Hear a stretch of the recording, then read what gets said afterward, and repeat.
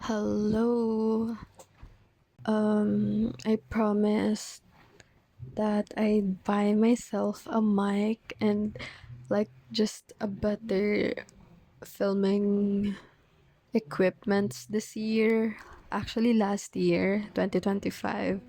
But, well, this will do because until now, hindi pa ako nakakabili. Maybe this year.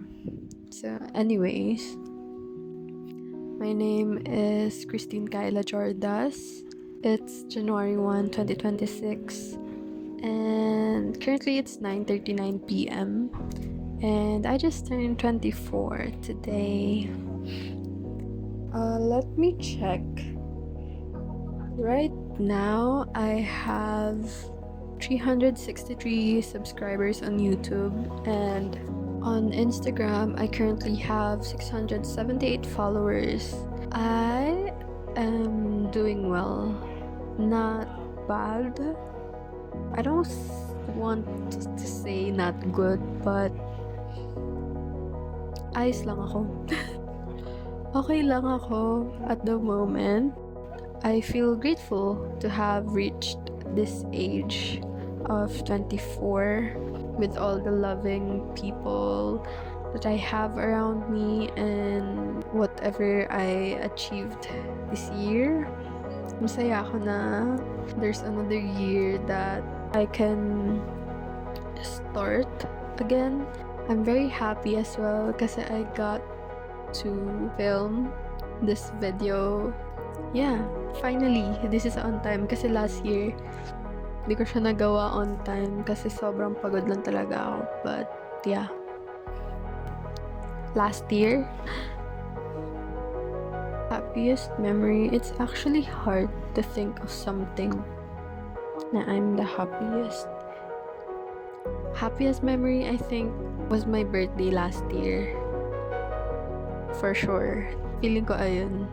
Kasi that was me before the adulting and all the work stuff. My perfect day would be waking up early in the morning but not having to rush the day. It's a perfect day if I could drink my hot matcha or coffee in the morning and then do my morning pages, my journal entries, and also read a book in the morning. Plus, not rushing myself, not being conscious of the time that I have for that day. A day na medyo freestyle, yung hindi planado, but andun yung mga routines ko that I want to incorporate in my daily life. That would be my perfect and simple pleasure. Something I wouldn't want to change about myself is I think the way na kahit gaano ako kalungkot or feeling ko I'm falling apart, everything is falling apart, I still try to pick myself back up every time.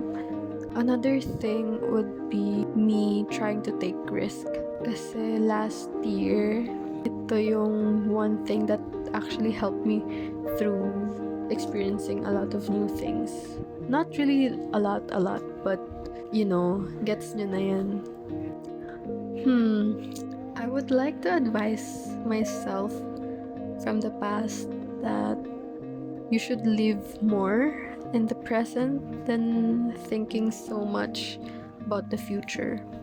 To my future self naman, I hope bawasan mo na yung mga self-doubts mo. You are so much more capable than what you think. Trust yourself. Whatever your heart desires, do it. And if you feel like that's the right thing, that will give you the growth and improvement na hinahanap mo, you should just go for it.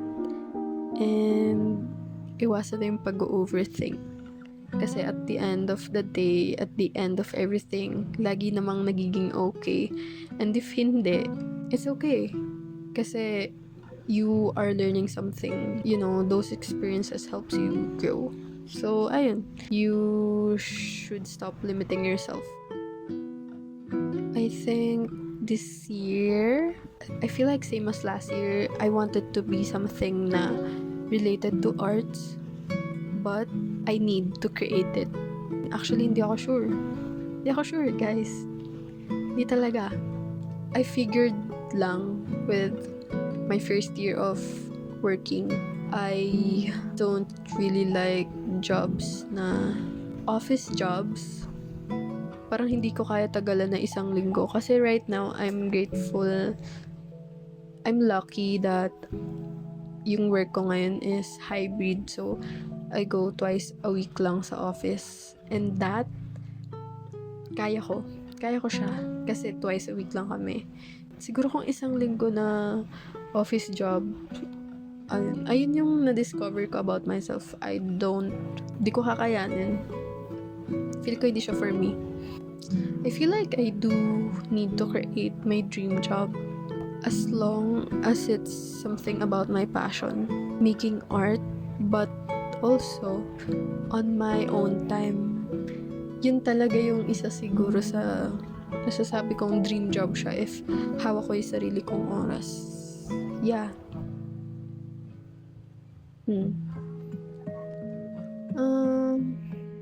Ewan ko if I'm just not thinking long or deep enough about this. Lately, I don't wanna prove anything to myself and to anyone. Because I feel like I don't even need to prove myself. I just need to live my life. As long as I'm happy, as long as I'm improving. But let me think a little bit more. Okay. Meron. I think I'm trying to prove myself that I'm a good artist. I can actually do a living because I make art. Siguro yan right now, isa sa pinaka something I want to prove myself. Yeah. Tama. Ayun. Being in love. Yung mukha. But, being in love is staying despite all the struggles and differences nyo sa isa't isa nung partner mo maybe or someone, and understanding that there are characteristics or personalities that you can change in a person that you are loving, but with that you also both work on it. Kung paano siya mapapag-work? Yeah, ma-work on. Ganon, yung differences na yun. I think that is being in love. This is not a mannerism, but since I was a child, I've always enjoyed doing arts and crafts. And until now, I do. So, yeah, that is something. A feeling that I miss. Siguro fulfillment with what I'm working on. Fulfillment with what I create. Because this 2025, I rarely created something new or something na I could really call my art or my masterpiece or whatever term. Pero, ayun, yung isa siguro na namimiss ko, yung feeling ng pag-create without the pressure and the deadline and the expectation. Gets nyo yun if artist kayo. This chapter of my life, becoming, I think. Siguro becoming. This year is me becoming. Yup. Kasi after the year of experience of being an adult, this year I am so ready to become someone, to become something else for myself. And lock in talaga. So yeah. A lot of things. A lot of things, definitely. Actually, feeling ko kasi nung end of year, wala akong nagawa. Talaga, as in, ayun yung feeling ko na I didn't do enough, ganyan. Parang wala akong na-achieve. But when I was doing yung parang year-end reflections ko, and when I look back dun sa yearly goals ko na I wrote at the start of 2025, ang dami ko rin na-achieve dun. So, there's a lot of things na I am proud of myself this year na hindi ko naiisa-isahin. But I'm really proud of myself for overcoming the year 2025 and getting to where I am at the moment. Do I feel like a grown-up? I do and I don't. It's a yes and no. Because there's still a lot of things I don't know. And I don't even know ano yung standard. Call yourself an adult or a grown-up. Right?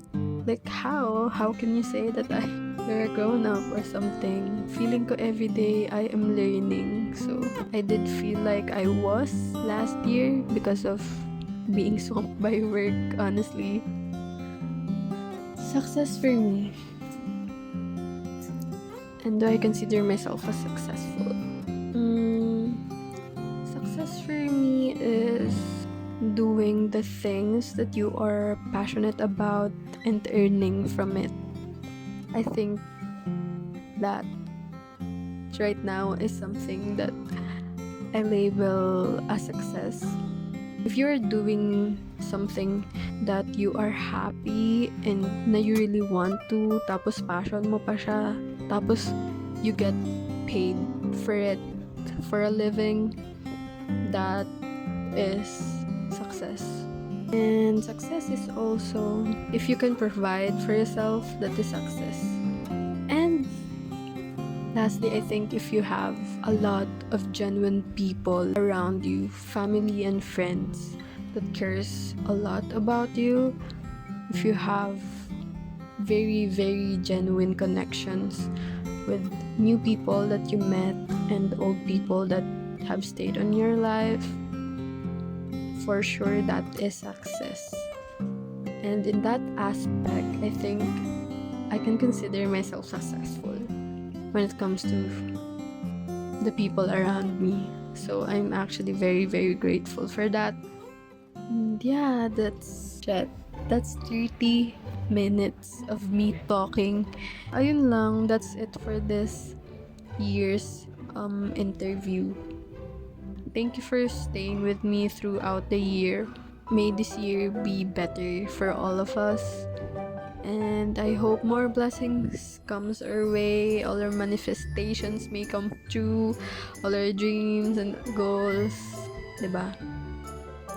And ayun, enough of me yapping.